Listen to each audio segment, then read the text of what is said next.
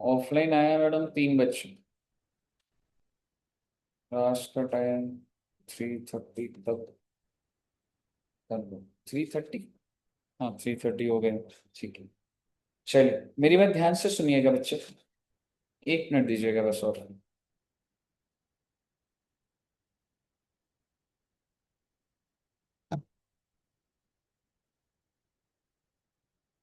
ठीक है।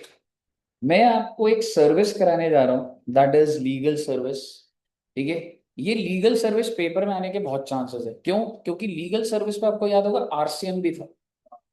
ठीक है। और आरसीएम और इसको साथ में पढ़ना पड़ जाता है। क्यों? मैं एक बार आपको रिवाइज कराता हूँ। वहां पे क्या लिखा हुआ था? अगर कोई भी एडवोकेट, इंडिविजुअल या firm of advocate including senior advocate, अगर वो सर्विस देता है किसको? बिजनेस एंटिटी को। ठीक है। तो बेसिकली आरसीएम लग जाए। हालांकि मुझे ये बात अभी नहीं बोलनी चाहिए, जब आपको ये पूरा समझ आएगा फिर हम वो पढ़ेंगे तो आपको वो डिराइव अच्छा लगेगा। ठीक है। तो मैं यहां से शुरू कर रहा हूं पहले। लीगल सर्विस, सर जी क्या होता है लीगल सर्विस? एडवाइस देना, कंसल्टेंसी देना, असिस्टेंस देना, representation before any court is legal service. आपके हिसाब से कौन प्रोवाइड कर रहे हैं लीगल सर्विस? अगर मैं बोलूं 3 कैटेगरी बनाऊंगा। सबसे पहली पहले है, अच्छा 3 कैटेगरी में सबसे इंपॉर्टेंट बोलूंगा, it is majorly for advocates, not for chartered accountants, company secretaries, cost management accountants. This is majorly for advocates. तो सर यानी कि एडवोकेट अगर लीगल सर्विस देगा तो वो एग्जेम्प्ट हो जाएगी? हाँ बेटे हाँ। पर सर हमने तो आरसीएम पढ़ा था कि वो आरसीएम लगता है। तो कुछ कुछ केसेस में आरसीएम और कुछ केसेस में एग्जेम्प्ट। एडवोकेट आजाद है पूरा। समझ रहे हो? पहले सबसे पहला एक होता है आर्बिट्रल ट्रिब्यूनल, यानी कि जो सप्लायर है, ये कोर्ट्स होते हैं बच्चे। ये एक सोल आर्बिट्रेटर भी होता है। बहुत डिटेल लिखा है, इतनी याद नहीं हो सकती आपसे, बट फिर भी मैंने लिखा हुआ है सोल आर्बिट्रेटर या फिर पैनल ऑफ आर्बिट्रेटर। ये लोग 3 कैटेगरी ऑफ सर्विस दे रहे हैं। कैटेगरी, अच्छा सर्विस कौन सी दे रहे हैं? एनी सर्विस है बच्चे, ये लीगल नहीं है। आप इनके कोर्ट में जा रहे हैं और ये अगर कोई भी सर्विस देते हैं आर्बिट्रल ट्रिब्यूनल, तो आपके लिए, आप मुझे बताइए क्या हो जाएगा जी? सारा का सारा एग्जेम्प्ट। मतलब सर कैटेगरी ध्यान से देखिएगा। आर्बिट्रल ट्रिब्यूनल अगर किसी, अच्छा पहले मैं बोलूंगा 3 कैटेगरी है। पहली क्या? या तो बिजनेस एंटिटी। आर्बिट्रल ट्रिब्यूनल किसको सर्विस दे रहा है बच्चे? बिजनेस एंटिटी को। या फिर आर्बिट्रल ट्रिब्यूनल किसको दे रहा है? नॉन बिजनेस एंटिटी को या फिर सेंट्रल गवर्नमेंट, स्टेट। सबसे पहले समझो, नॉन बिजनेस एंटिटी को देगा तो exam, central government state government दे देगा तो एग्जाम, बिजनेस एंटिटी को देगा तो दो बातें देखनी होंगी। क्या बिजनेस एंटिटी का टर्नओवर 20 लाख से ऊपर है या नहीं, और वो भी preceding year. If it is up to 20 lakh, यानी कि 20 लाख से ऊपर नहीं है, तो एग्जाम। और अगर 20 लाख से ऊपर है तो बिजनेस एंटिटी को ही फंसा दिया गया और आरसीएम लगा दिया। और आपको एक बात बता दूं, आपने आरसीएम में लिखा हुआ है, अगर एक आर्बिट्रल ट्रिब्यूनल किसी बिजनेस एंटिटी को सर्विस देता है तो आरसीएम है। एक डेवलपमेंट और होगी, वो बिजनेस एंटिटी कौन सा? जिसका टर्नओवर 20 लाख से ऊपर या 20 लाख से कम? 20 लाख से ऊपर। समझ आई आपको एनालिसिस पॉइंट? पहले मुझे बताइए क्या आर्बिट्रल ट्रिब्यूनल क्लियर है? कुछ नहीं है, ले देके 3 बातें। आर्बिट्रल ट्रिब्यूनल 3 लोग को दे रहे हैं। आप और नॉन बिजनेस एंटिटी एग्जाम। आपको बिजनेस एंटिटी चेक करना पड़ेगा, स्वास्तिक जी आपको सेंट्रल गवर्नमेंट एग्जाम है।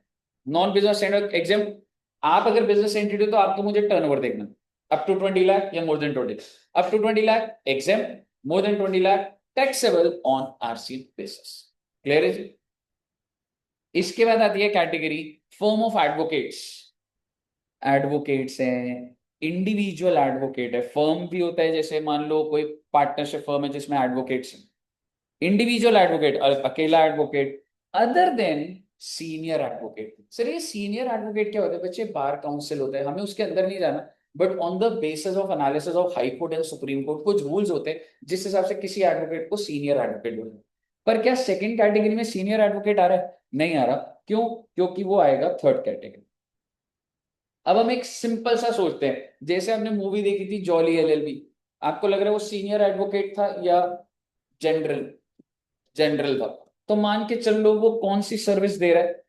Legal service. अब दोबारा से वही बात, नॉन बिजनेस एंटिटी होगा तो एग्जाम, सेंट्रल गवर्नमेंट तो एग्जाम, और अगर बिजनेस एंटिटी हुई सेम बात, up to 20 lakh exempt, more than 20 lakh RCM. लो जी लो, सेम बात चल रही है। बस एक बात नहीं आ जाएगी, क्या कभी ऐसे होते हैं कि मेरे पास कोई केस आया और मुझे भी कंसल्टेशन के लिए एक एडवोकेट चाहिए, ठीक है? तो अगर कोई एडवोकेट दूसरे एडवोकेट को सर्विस देता है, तो दोनों में ही भाई मतलब ये हो जाएगा कि कौन जीएसटी भरेगा। सरकार ने बोला छोड़ो इनका झगड़ा, एग्जेम्प्ट कर दो। यानी कि अगर एक एडवोकेट एडवोकेट को सर्विस देता है तो वो भी क्या हो जाता है, एग्जेम्प्ट हो जाता है।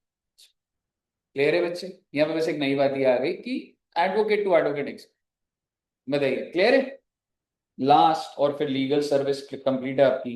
सीनियर एडवोकेट, अरे ये क्या होता है? अरे भाई हाई कोर्ट सुप्रीम कोर्ट ने on the basis of experience and qualification senior बना देते हैं।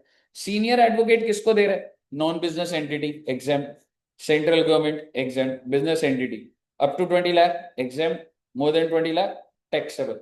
एंड लास्ट, अगर ये इंडिविजुअल एडवोकेट को दे, एक सीनियर एडवोकेट किसको सर्विस प्रोवाइड कर रहा है बच्चे? इंडिविजुअल एडवोकेट को या फर्म ऑफ एडवोकेट। यानी कि एक छोटा सा फर्म है और उसने सीनियर को बोला भाई केस फंस गया भाई हमारा, कुछ मदद कर दो। तो अब डिपेंड करता है बच्चे, अप टू 20 लाख टर्नओवर है क्या उस फर्म का, तो एग्जेम्प्ट, क्योंकि सीनियर एडवोकेट को तंग नहीं करेंगे। लेकिन अगर अब 20 लाख है तो टैक्सेबल हो जाएगा ऑन आर्स। ऐसे निकल के डेटा सामने आ नहीं रहा होता है, कई एनालिसिस के बाद होता है। तो आपको ये बात भी ध्यान रखनी है। देखो ऊपर क्या था, जब दोनों बराबर थे, एडवोकेट ही एडवोकेट को दे रहे, तो बोला दोनों बराबर छोड़ो। लेकिन यहाँ पे इज्जत किसकी बनाए रखी?